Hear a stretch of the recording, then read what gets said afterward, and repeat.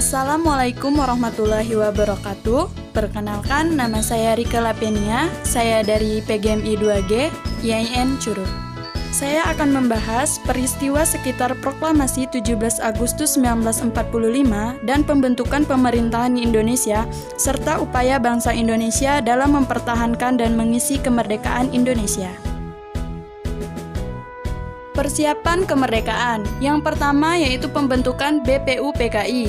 BPUPKI dibentuk pada tanggal 1 Maret 1945 oleh Letnan Jenderal Saiko Shikikan Kumachiki Harada, pemimpin pemerintahan Jepang di Jawa, membentuk Badan Penyelidikan Usaha-usaha Persiapan Kemerdekaan Indonesia atau Dokuritsu Junbi Kosakai. Tugas pokok BPUPKI adalah melakukan penyelidikan terhadap usaha-usaha persiapan kemerdekaan Indonesia yang diketuai oleh DR KRT Rajiman Wedioningrat. Sidang-sidang BPUPKI. Sidang pertama BPUPKI pada tanggal 29 Mei sampai dengan 1 Juni 1945 di Gedung Chuo Sangi In Jakarta. Dalam sidang ini membicarakan dasar falsafat negara Indonesia merdeka yang kemudian dikenal dengan Pancasila. Hingga sidang berakhir, belum menghasilkan keputusan akhir mengenai dasar negara Indonesia merdeka, yang selanjutnya diadakan masa reses kurang lebih selama 1 bulan.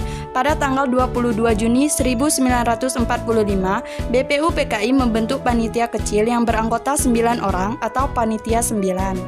Ir Soekarno sebagai ketua, Drs Muhammad Hatta sebagai wakil, Mr. Muhammad Yahmin, Mr. Ahmad Subarjo, Mr. A.A. Maranis, Abdul Kahar Muzakir, KH Wahid Hashim, H. Agus Salim, terakhir Abi Kusno Cokro Suyoso.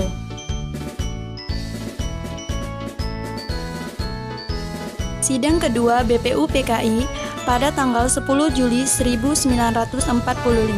Dalam sidang BPUPKI yang kedua dibahas rancangan undang-undang termasuk mengenai pembukuan atau preambul. Pada tanggal 11 Juli 1945, panitia perancang undang-undang menyetujui isi preambul yang diambil dari Piagam Jakarta. Selanjutnya, BPUPKI melanjutkan sidang pada tanggal 14 Juli 1945 untuk menerima laporan dari panitia perancang undang-undang. Setelah berhasil menyelesaikan tugasnya, pada tanggal 7 Agustus 1945, BPUPKI dibubarkan. Selanjutnya, pembentukan PPKI. Pada tanggal 7 Agustus 1945, BPUPKI dibubarkan dan sebagai gantinya, pemerintahan pendudukan Jepang membentuk Panitia Persiapan Kemerdekaan Indonesia atau PPKI atau Dokuritsu Junbi Inkai. Anggota PPKI terdiri dari 12 orang. Ir Soekarno ditunjuk sebagai ketua PPKI dan Drs Muhammad Hatta sebagai wakil ketuanya, sedangkan sebagai penasehat ditunjuk Ahmad Subarjo. Selanjutnya, peristiwa Rengas Dengklok. Setelah mendengar Jepang menyerah tanpa syarat kepada sekutu, para pemuda menyelenggarakan rapat yang diketuai oleh Sairul Saleh dan menghasilkan keputusan sebagai berikut. Yang pertama, mendesak kepada Soekarno-Hatta untuk memproklamasikan kemerdekaan pada tanggal 16 Agustus 1945. Yang kedua, menunjuk Wikana dan Darwis untuk menemui Soekarno dan Hatta dan menyampaikan keputusan rapat. Selanjutnya, Wikana dan teman-teman menemui Insinyur Soekarno dan menyampaikan hasil rapat mengenai pelaksanaan proklamasi kemerdekaan. Untuk memproklamasikan kemerdekaan tersebut, timbul perbedaan pendapat antara golongan pemuda dan golongan tua. Golongan pemuda menghendaki agar kemerdekaan Indonesia diproklamasikan di luar PPKI, sedangkan golongan tua menginginkan kemerdekaan Indonesia dilaksanakan dengan mengadakan sidang PPKI terlebih dahulu. Adanya perbedaan pendapat tersebut menyebabkan golongan pemuda mengadakan pertemuan lagi dan mengadakan rapat. Dalam rapat tersebut memutuskan akan mengamankan Soekarno-Hatta keluar kota agar jauh dari pengaruh Jepang. Daerah yang dipilih yaitu daerah Rengas Dengklok. Dipilih karena daerah tersebut sebagai tempat kedudukan Cundan Kompi, tentara pimpinan Chu dan Cho Subeno. Para pemuda juga berharap di Rengas Dengklok keamanan Bung Karno beserta keluarga Bung Hatta akan terjamin, serta tidak akan terpengaruh oleh politik Jepang.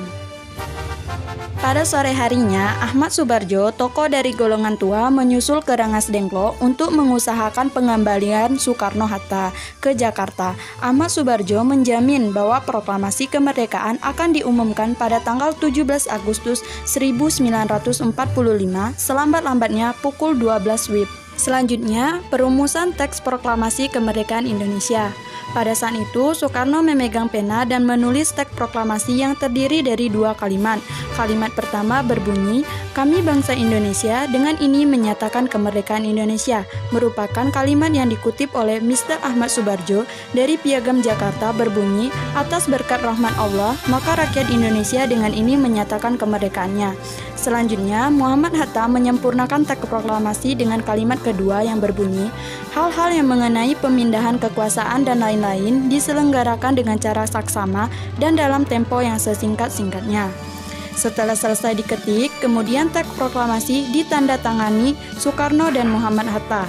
Naskah inilah yang dianggap sebagai naskah autentik sejati. Perumusan teks proklamasi baru selesai pukul 4 WIB pada hari tanggal 17 Agustus 1945. Selanjutnya, pernyataan proklamasi kemerdekaan Indonesia. Pada hari Jumat 17 Agustus 1945 di Jalan Pengangsaan Timur nomor 56 Jakarta diadakan persiapan untuk proklamasi kemerdekaan Indonesia. Kurang lebih pukul 10 WIB, IR Soekarno membacakan teks proklamasi. Adapun makna proklamasi kemerdekaan yaitu, yang pertama, merupakan titik puncak perjuangan bangsa Indonesia mencapai kemerdekaan. Yang kedua, Indonesia terlepas dari belenggu penjajahan asing, baik dari pihak Belanda maupun Jepang. Yang ketiga, lahirnya negara Republik Indonesia. Selanjutnya, pembentukan dan perkembangan awal Republik Indonesia. Yang pertama, sidang PPKI pada tanggal 18 Agustus 1945. Setelah proklamasi kemerdekaan, PPKI mengadakan rapat pertama di Gedung Chua Sang In, Jalan Panjamban. Berikut hasil sidang PPKI. Yang pertama, mengesahkan dan menetapkan Undang-Undang Dasar Republik Indonesia yang kemudian dikenal sebagai Undang-Undang Dasar 1945. Yang kedua, pemilihan presiden dan wakil presiden. Yang ketiga, pembentukan komite nasional. Selanjutnya, sidang PPKI yang kedua pada tanggal 19 Agustus 1945. Dan hasil sidangnya yaitu, yang pertama, pembagian wilayah menjadi 8 provinsi. Yang kedua, pembentukan departemen atau kementerian. Selanjutnya, sidang PPKI yang ketiga pada tanggal 22 Agustus 1945. Agenda utamanya adalah pembentukan Komite Nasional Indonesia Pusat atau KNIP, yang kedua Partai Nasional atau PNI, dan pembentukan Badan Keamanan Rakyat atau BKR. Selanjutnya, perjuangan mempertahankan kemerdekaan Indonesia. Yang pertama, kedatangan sekutu dan Nica. Kedatangan pasukan sekutu di Indonesia ini pada mulanya disambut baik, namun setelah diketahui bahwa sekutu membaca Nica, sikap masyarakat berubah menjadi curiga, karena Nica adalah pegawai sipil pemerintahan Hindia Belanda yang dipersiapkan untuk mengambil alih pemerintahan sipil di Indonesia. Selanjutnya, pertempuran di Surabaya.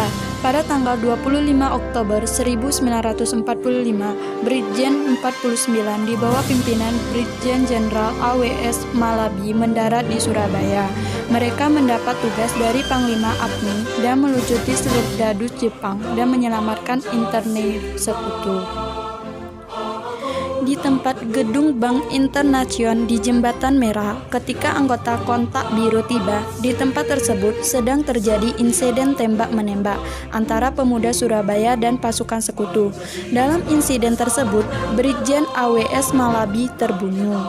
Letnan Jenderal Christison selaku Panglima APNI menuntut atas kematian Malabi dan menyuruh agar rakyat Surabaya menyerah. Kalau tidak menyerah, Surabaya akan dibumi hanguskan. Batas ultimatum berakhir dan pecahlah pertempuran antara pasukan Indonesia dan Inggris pada tanggal 10 November 1945. Pada pertempuran ini menunjukkan kegigihan bangsa Indonesia dalam mempertahankan kemerdekaannya. Untuk memperingati kepahlawanan rakyat Surabaya, pemerintahan Republik Indonesia menetapkan tanggal 10 November 1945 sebagai Hari Pahlawan. Selanjutnya, pertempuran Ambarawa. Pertempuran di Ambarawa diawali dengan kedatangan tentara sekutu di Semarang pada tanggal 20 Oktober 1945. Ternyata tentara sekutu diboncengi oleh Nica. Insiden bersenjata mulai timbul di Magelang dan Ambarawa. Insiden berhenti setelah kedatangan Presiden Soekarno dan Brigjen Bethel di Magelang pada tanggal 2 November 1945 dan mengadakan perundingan. Ternyata pihak sekutu mengingkari janji hasil perundingan tersebut. Selanjutnya, Bandung Lautan Api. Pada tanggal 17 Oktober 1945, tentara sekutu yang diboncengi Nica memasuki kota Bandung. Pada tanggal 21 November, sekutu mengeluarkan ultimatum untuk rakyat Bandung. Namun, para pemuda dan pejuang tidak mengindahkan ultimatum tersebut. Akibatnya, sering terjadi insiden antara para pemuda dan para pejuang dengan tentara sekutu. Pada tanggal 23 Maret 1946, pihak sekutu mengeluarkan ultimatum kedua, yaitu agar Tri mengosongkan seluruh kota Bandung dan mundur keluar kota dengan jarak 11 km. Sebelum meninggalkan kota, tentara mulai membakar sendiri markas, asrama, dan bangunan yang ada di Bandung Selatan. Gerakan bumi hangus tersebut dengan cepat melahap kota Bandung. Peristiwa tersebut terjadi pada tanggal 24 Maret 1946 dan dikenal dengan peristiwa Bandung Lautan Api. Selanjutnya, pertempuran Medan Area. Di bawah pimpinan Brigjen Jenderal T.E.D. Kelly, pasukan sekutu mendarat di Sumatera Utara pada tanggal 9 November 1945.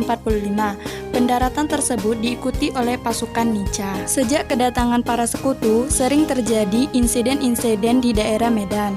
Dan pada tanggal 1 Desember 1945, di daerah pinggiran kota Medan, pihak sekutu Inggris memasang papan-papan yang bertulisan Fixed Boundaries Medan Area. Sejak saat itulah nama Medan Area terkenal. Selanjutnya, kebijakan politik dan ekonomi pasca Perang Kemerdekaan. Yang pertama, kehidupan ekonomi pada awal kemerdekaan. Adapun faktor penyebab memburuknya keadaan ekonomi di Indonesia, yang pertama, inflasi yang sangat tinggi, yang kedua, adanya blokade ekonomi dari Belanda, yang ketiga, kas negara dalam keadaan kosong. Selanjutnya, upaya pemerintahan mengatasi kesulitan moneter. Yang pertama, melakukan pinjaman nasional. Yang kedua, mengadakan konferensi ekonomi yang terdiri dari konferensi ekonomi 1 dan 2. Yang ketiga, pembentukan planning board. Yang keempat, plan Kasimo. Yang kelima, rekonstruksi dan rasionalisasi angkatan perang. Yang keenam, Persatuan Tenaga Ekonomi atau PTE. Selanjutnya, perkembangan politik di Indonesia pada awal kemerdekaan. Yang pertama, masa demokrasi liberal.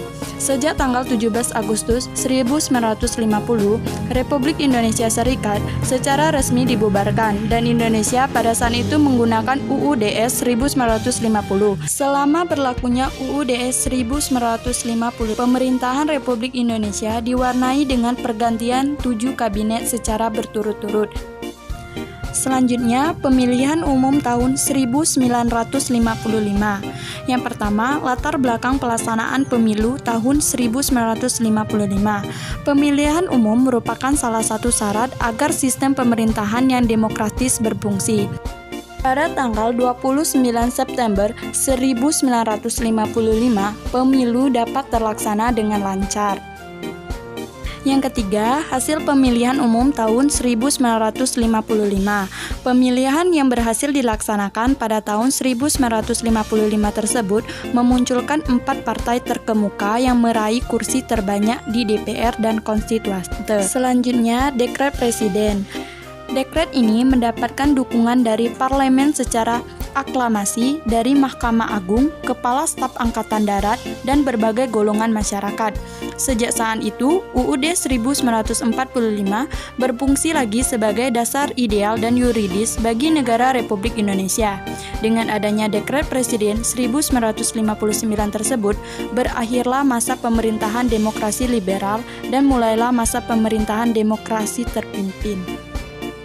Itulah materi yang dapat saya sampaikan, semoga bermanfaat. Saya akhiri, wassalamualaikum warahmatullahi wabarakatuh.